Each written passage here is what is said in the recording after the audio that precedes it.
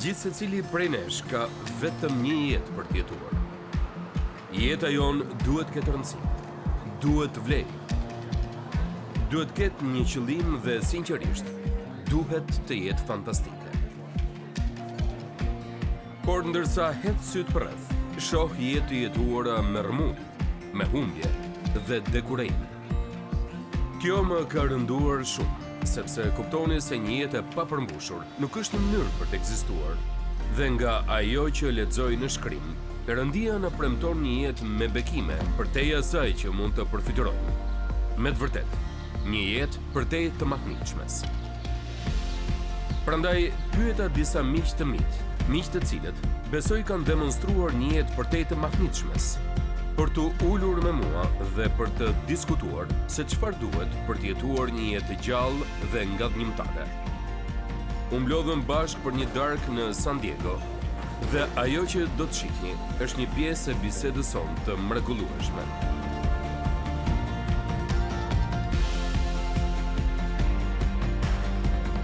Unë dua që t'ju falenderoj që jeni me mua sot. Më lejoni që ta thellojmë pak këtë bisedë. Lumturia ka lidhje me ndodhit, kurse gëzimi me Jezusin.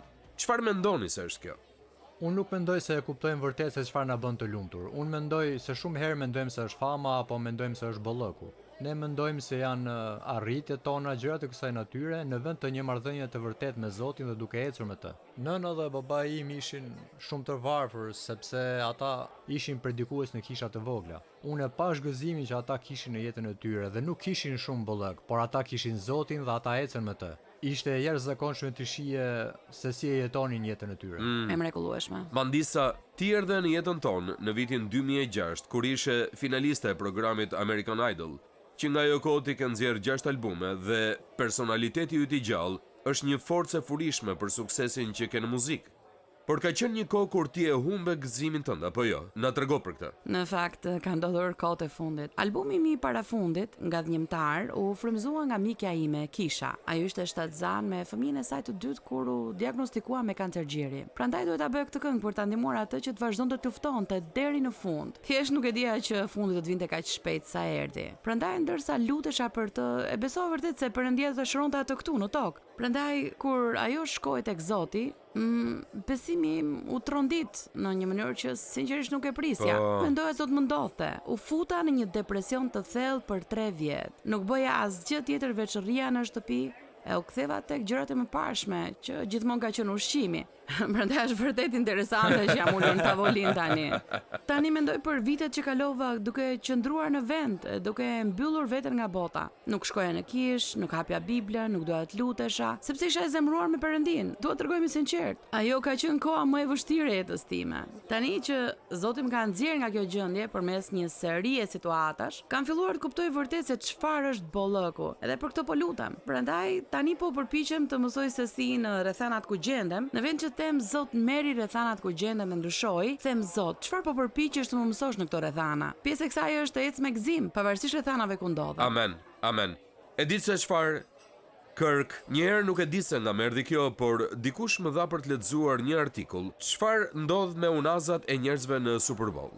Dhe për të gjithë ata që janë në NFL, ato janë si grali shenjtë. Më kupton, nëse arrin te Super Bowli dhe nëse nuk ke një unaz, nuk ke arritur. Por shumë njerëz që kanë jetuar për këtë, e kanë marrë këtë dhe ti di disa prej këtyre historive, apo jo? Sigurisht, dua të them, unë kam trofe të mëparshëm dhe një unaz të kampionatit të konferencës nga universiteti që ishte gjithçka për mua kur isha në atë kohë. Kjo ishte ajo që ne ndiqnim, trajnerët tanë predikonin vazhdimisht dhe ndihej si një njeri i pakët derisa të fitoje kampionatin dhe pastaj arrita këtë.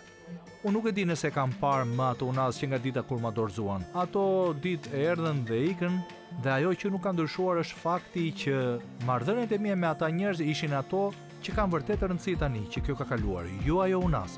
Madje as arritjet, tani është bukur të kesh arritje dhe kujtime të bukura suksesesh, por njerëzit janë ata që kanë vërtet rëndësi dhe vetëm gjë që dim se do të zjas për gjithë përjetësinë është fjala e Perëndisë dhe njerëzit. Është e drejtë. Dhe e kupton që në fund të ditës kjo është ajo që dua vërtet, që në fund të jetës të mund të thuash unë lash një trashëgimi, jetova një jetë me bollëk dhe eca në rrugën që Zoti kishte për mua dhe njerëzit duhet të jenë në qendër të kësaj. Vërtet, shumë herë lexoj për njerëz që i vjen pas një qëllimi, qoftë ky në sport e madje edhe në shërbes. dhe kur ja dalin, ndihen paksa vetëm kaq është. E dini, plotësisht e vërtet. dhe gëzimi nuk ka të bëjë me ato që na ndodhin ne, por ka të bëjë me marrëdhënien që kemi me Jezus Krishtin. Po, ashtu është. Dhe është diçka madhështore të dish që ky gëzim është një vendim. Po, Ne kemi po aq gëzim sa vendosim që të kemi, më kuptoni? Dhe kur jemi të krishterë, e dim se gëzimi ynë është i lidhur me atë që jeton brenda nesh. Amen. Ndërsa ula me miqtë e mi dhe reflektua mbi ato që ndam, edhe një herë u kujtova se gëzimi është një vendim. Një vendim që transformon jetën e njeriut. Dhe në minutat në vazhdim, do të ndaj me ju se si një jetë me gëzim është e nevojshme për të jetuar një jetë përtej së mahutshmes.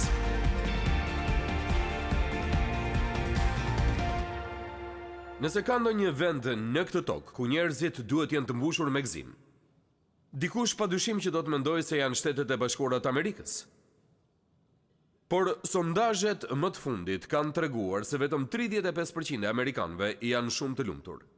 Depresioni prek më shumë se 19% e amerikanëve të rritur, çrregullimet me ankthin prekin 40 milion ose 18% të popullsisë.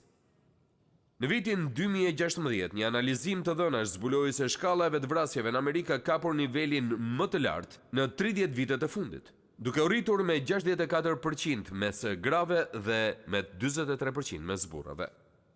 Dhe një studim barbotror me 90.000 njerëz tregoi se 10 vendet më të pasura në botë gjithashtu kanë edhe shkallën më të lartë të depresionit. Shtetet e Bashkuara kishin shkallën e dytë më të lartë dhe i kalonte vetëm Franca. Ajo që na tregon kjo është se gëzimi dhe lumturia jo domosdoshmërisht varen nga rrethanat tona. Dhe ata që kanë arsye më shumë për të qenë të gëzuar shpesh dalin që janë më të depresuarit. Prandaj le ta fillojmë këtë diskutim për gëzimin me 2 deklarata të thella që vijnë drejt për drejt nga Bibla. Kjo mund t'ju vijë si surprizë, sepse edhe mua kështu më erdhi, edhe pse kam studiuar përgjatë viteve. Një nga gjërat e para që duhet të kuptojmë për gëzimin në Bibël është se Perëndia përjeton gëzimin. Isaia 62:5 thot, ashtu si i martuari gëzohet me nusen, kështu Perëndia do të gëzohet për ty. Biblia në fakt na mëson se Perëndia gëzohet me ne. Ai sheh poshtë njerëzimin dhe me disa prej nesh ai gëzohet më shumë se me të tjerët, por ai gëzohet. Isaia 65:19 thotë, do të kënaqem me Jeruzalemin dhe do të gëzohem me popullin tim. Dhe Sofonia 3:17 thotë, Zoti Perëndia yt në mes teje është i fuqishmi që shpëton. Ai do të mbushet me gëzim për ty, në dashurinë e tij do të qëndrojë në heshtje, do të gëzohet për ty me britma gëzimi. Unë nuk e di nëse keni menduar më parë për këtë, por Perëndia në qiell është një person i gëzueshëm dhe Perëndia gëzohet në ne. Ai na pëlqen ne. Nëse keni qenë në ndonjë kulturë ku shumë njerëz e shohin Perëndin si një perëndi të gjykimit, të ashpër dhe të zëmëruar gjithkohon, dëgjoni pak fjalën e Perëndis, Perëndia përjeton gëzimin. Dhe menjëherë pas kësaj ne duhet të kuptojmë se Perëndia do që ne të përjetojmë gëzimin. Nëse ai është një Perëndi i gëzueshëm, ai do që edhe krijesat e tij të jenë të gëzueshme. Për ata që besojnë Biblën, nuk ka diskutim, nuk ka dyshim për këtë. Atë që Perëndia e dëshiron për ne, ai e siguron për ne. Dëgjoni pak fjalët e Zotit Jezus tek Ungjilli i Gjonit. Këto gjëra ju a kam thënë, thot ai, që gëzimi im të qëndrojë në ju dhe gëzimi juaj të jetë i plot. Më vonë në kapitullin 17 ai thot, por tani unë po vit e ti dhe i them këto gjëra në botë, që gëzimi im të bëhet i plot në ta. Perëndia i plot fuqishëm do që gëzimi i tij të jetë gëzimi ynë. Ai do që përjetimi i gëzimit që ai ka në qiell të jetë edhe përjetimi ynë i gëzimit ndërsa jemi në këtë tokë. Dhe Bibla na e përshkruan këtë si gëzimi i tij. Bibla na thot se Perëndia jo vetëm do që ne të jemi të gëzuar, por dëgjoni nëse mund ta kuptoni këtë. Ai na urdhëron që të jemi të gëzuar. Ja se çfarë do të na thot te Filipianëve 4. Gëzohuni gjithnjë në Zotin, dhe në rast se nuk e kuptuat herën e parë, po ju a them përsëri, gëzohuni. Dhe mbase po mendoni se nuk mund të shkoni te dikush dhe t'i thoni, fillo ti je i gëzuar. Ne nuk mund ta urdhërojmë gëzimin, por unë do t'ju thoja pse jo? Ne duhet jemi në kontroll të qëndrimeve tona. Rob Morgan i thot ju mund mos jeni në gjendje të gëzoheni në ngarkesën tuaj, por ju mund të gëzoheni në Zotin tuaj.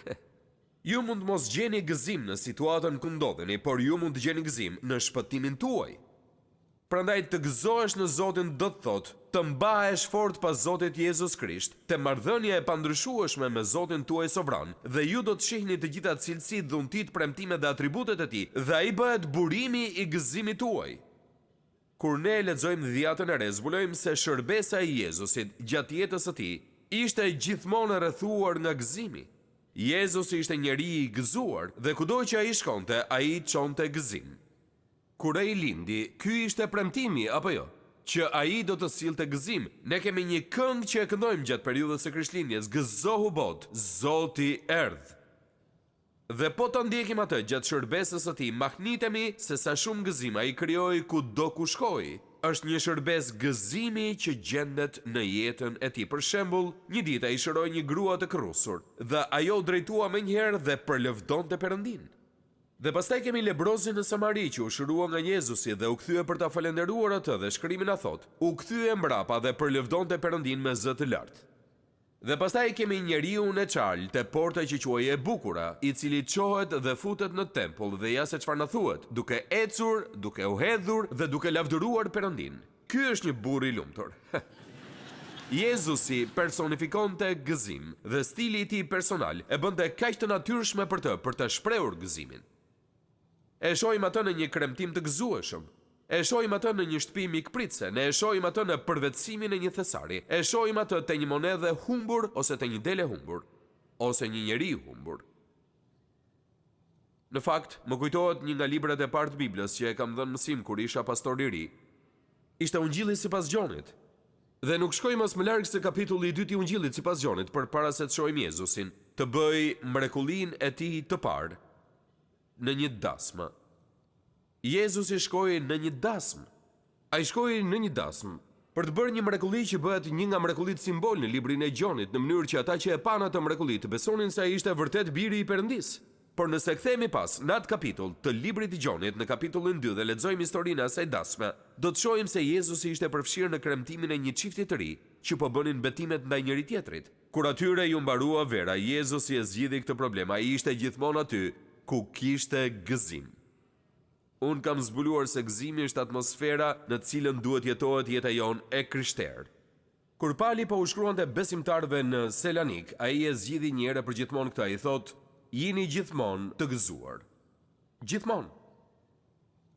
Dhe e dini, ai gëzim është gjithmonë i pranishëm në çdo ngjarje madhore që ne përjetojmë si besimtar. Më lejoni t'ju bëj një pyetje, sa prej jush e kujtojnë ditën kur u shpëtuat, prit ju shoduart?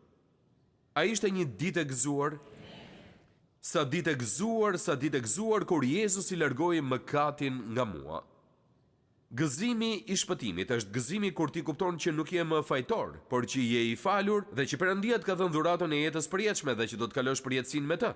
Shpëtimi është një kohë e gëzueshme. Në fakt Bibla na thotë se kur një njeri është shpëtuar, Perëndia i plotfuqishëm organizon një festë në qiell. A e dinit këtë? Te Luka kapitulli 15, vargu 10. Na thuhet kështu: do të ketë gëzim në mes të engjëjve të Perëndis për një mëkatar të vetëm që pendohet.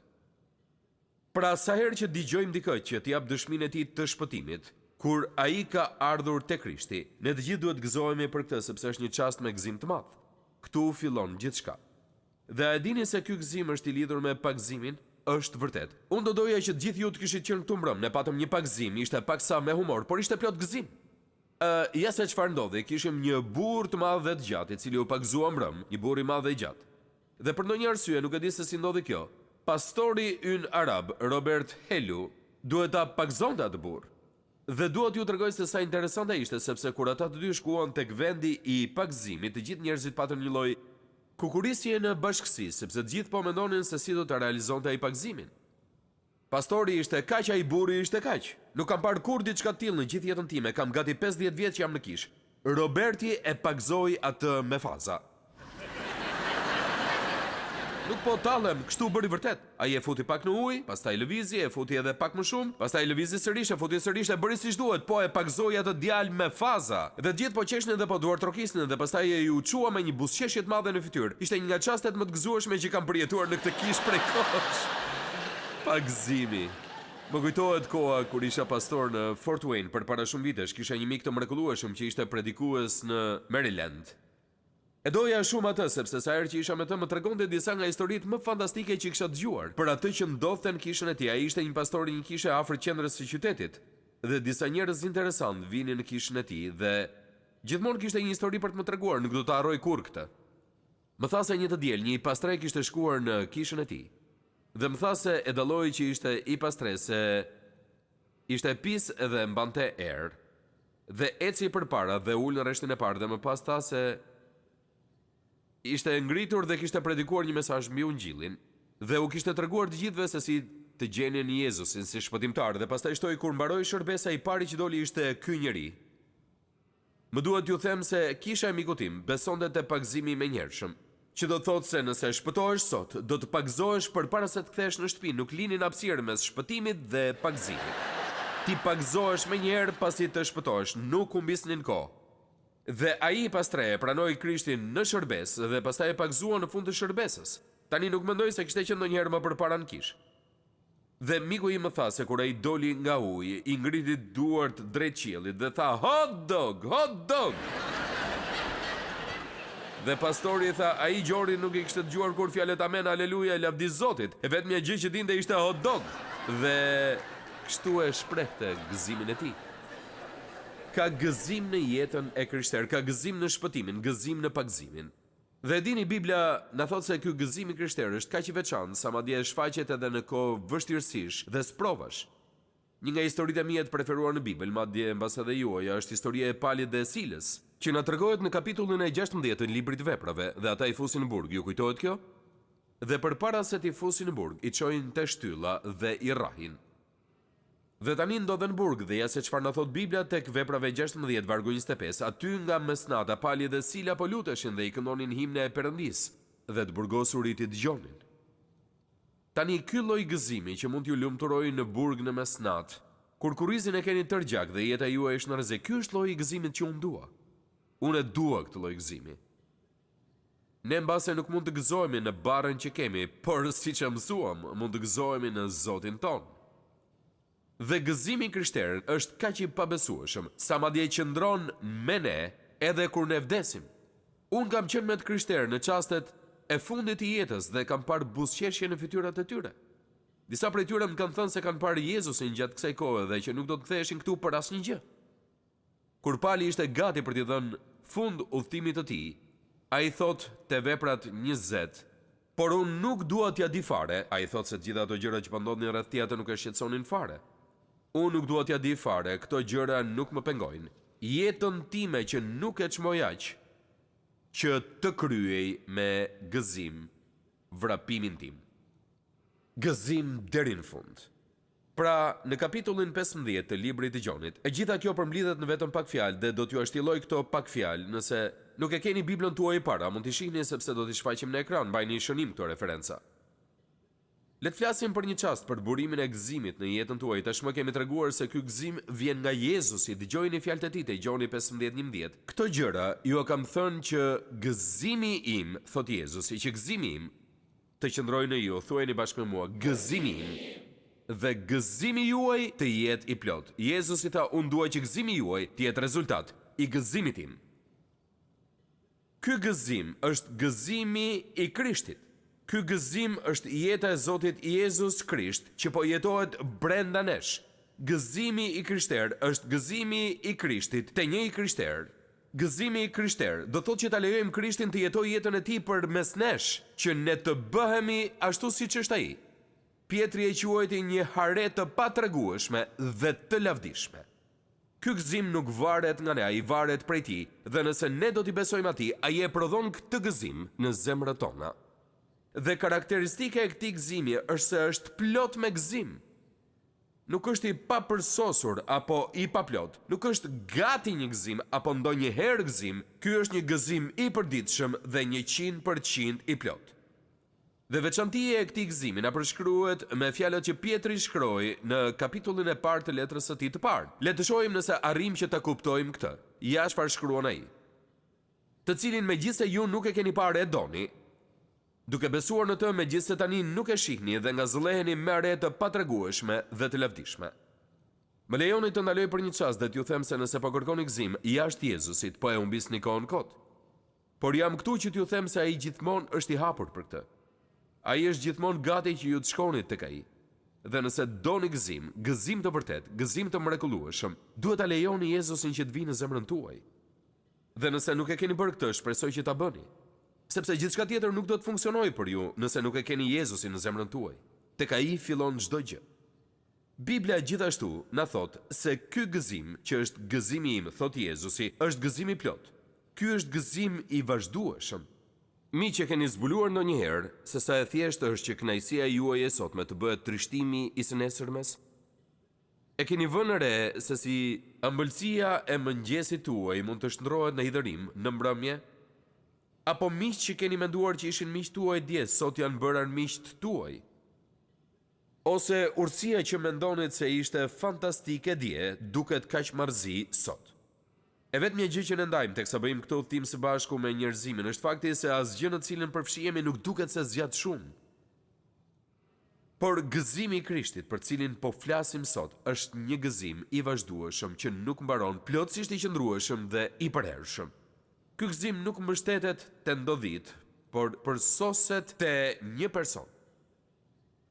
Në një nga periudhat më të ulta në jetën e dishepujve të Jezusit, ditët kur ai sapo ju ishte marrë për të shkuar në kryq, në mes të pikëllimit dhe ankthit të tyre, Jezusi i ngushëlloi dishepujt e tij me këto fjalë, Gjoni 16:22.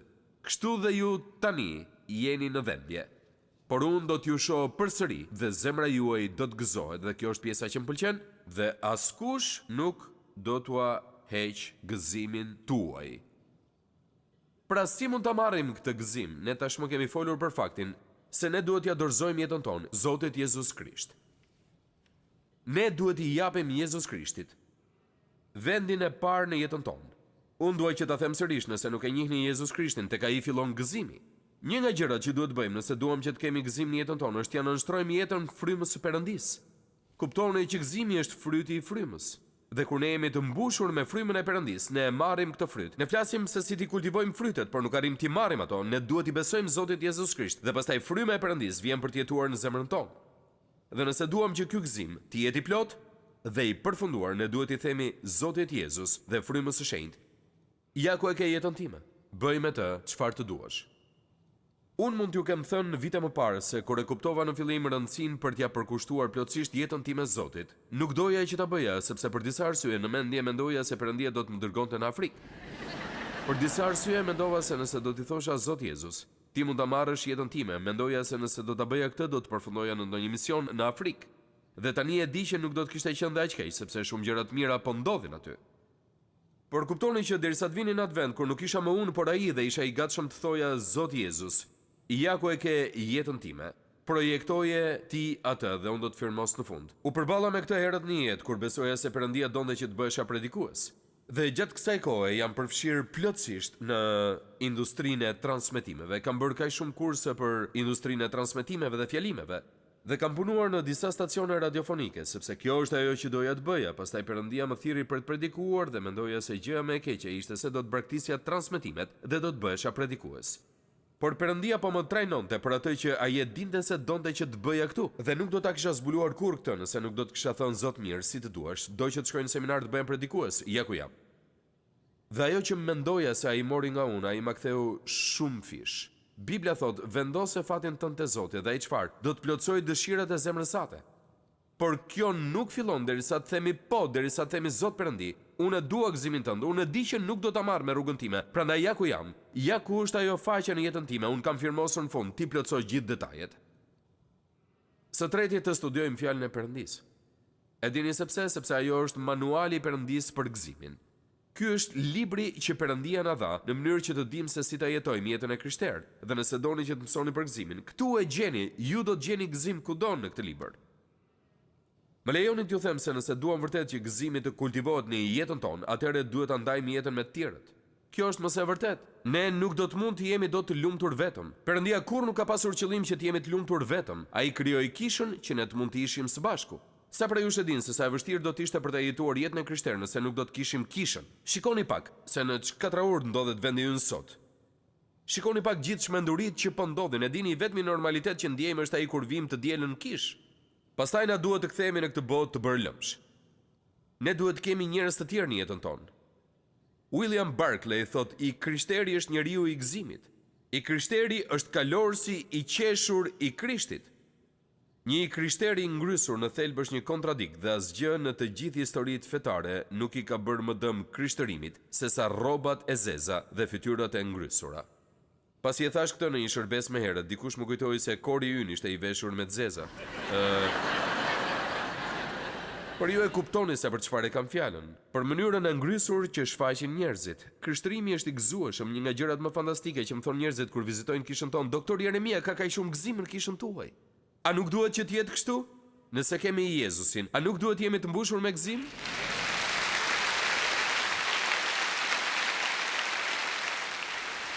Gëzimi është ngjitës. Dhe për t'u infektuar nga kjo, ne duhet ta ekspozojmë veten ndaj virusit dhe të bëhemi pjesë e epidemisë së bekuar. Amen.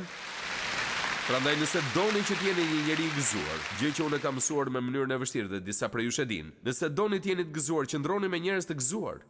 Mund thoni si mund t'i dalloj njerëzit me të cilët duhet shoqërohem me ta. Gjeni ata që janë të gëzuar, sepse nëse ata kanë gëzim të vërtet, tashmë keni zgjidhur problemin, keni gjetur njeriun e duhur. Gjeni njerëz të gëzuar, shoqërohuni me njerëz të gëzuar, bëhuni pjesë e epidemisë, merreni këtë virus. Infektohuni me gëzimin e Jezus Krishtit. Amen.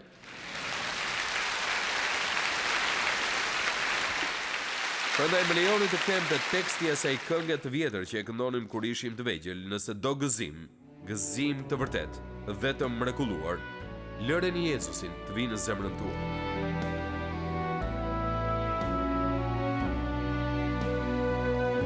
Faleminderit që ishit me mua sot në moment vendimtar. Më lejoni ta them sërish. Perëndia ka për qëllim që jeta juaj e krishterë të jetë fantastike. Perëndia do që ju të kapërceni pengesat në jetën tuaj, të zbuloni rrugën dhe të vilni rezultatet e jetës që Krishti vdiq për t'ju siguruar. Një jetë e tillë fillon me besimin në Krishtin si Zot dhe Shpëtimtar dhe vazhdon duke e njohur dhe I besuar fjalës së Tij. Prandaj nëse nuk e keni vendosur besimin në Krishtin dhe nuk keni rilindur përmes Tij, sot është dita kur ju mund ta bëni këtë. Hapi I parë është që të pendoheni për mëkatin tuaj dhe t'i kërkoni Jezus Krishtit të bëhet Zoti dhe Shpëtimtari juaj. Sapo ta merrni këtë vendim për të pranuar dhuratën falas të shpëtimit të Perëndisë, do të fillojë udhëtimi juaj me Perëndin si një krijesë e re në Krishtin. Nëse e keni marrë sot këtë hap besimi, ju lutem ndajeni vendimin tuaj me të krishterë të tjerë në një shërbes të besueshme apo kishë lokale që të mund të rriteni në besimin tuaj të sapogjetur. Zoti ju bekoft, ndërsa filloni ecjen tuaj me Perëndin dhe me zipres që takohemi sërish herën tjetër, këtu në moment vendimtar.